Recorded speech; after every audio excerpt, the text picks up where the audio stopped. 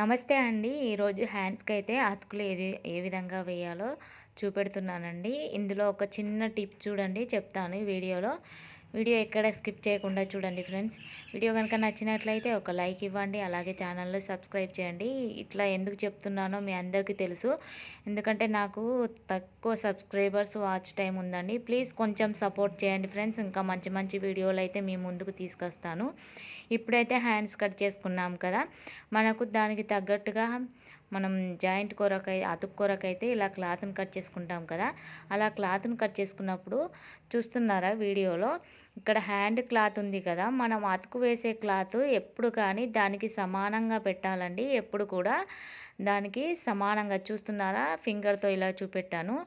పైకి పెడితే ఏమవుతుందంటే, ఇప్పుడు క్లాత్ తక్కువగా ఉందనుకోండి, అది అతుకు అనేది పైకి పెట్టేసరికి దీనికి స్ట్రేట్గా సమానంగా రాదు, ఇంకా కొంచెం పైకి పోతుంది. పైకి పోవట్లా కింద క్లాత్ అనేది తక్కువ తక్కువగా వస్తుంది, అంటే వెడల్పు అనేది తక్కువ వస్తుంది. అలా ఇంకొక పీసు అతికేయవలసి వస్తుంది.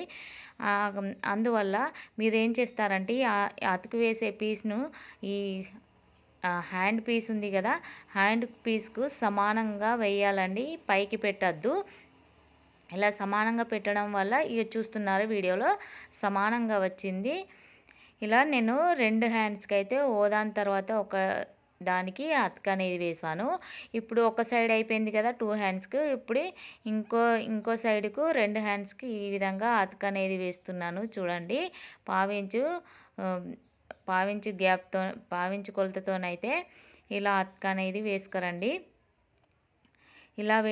ఇలా తక్కువ క్లాత్ ఉన్నప్పుడు ఇలా మనం ఈ టిప్తోనైతే అతుకులు అనేటివి వేసుకుంటే క్లాత్ అనేది అడ్జస్ట్ అవుతుందండి. ఇంకొక క్లాత్ కూడా పట్టదు. ఎప్పుడు కానీ హ్యాండ్ క్లాత్కు మనం వేసే అతుకు క్లాత్ సమానంగా వేసి కుట్టాలండి. ఇది దాదాపు అందరికీ తెలిసిన విషయమే. ఎవరికైనా తెలియని వారికైతే ఈ టిప్ అనేది యూజ్ అవుతుందని ఈ వీడియో అనేది షేర్ చేస్తున్నానండి.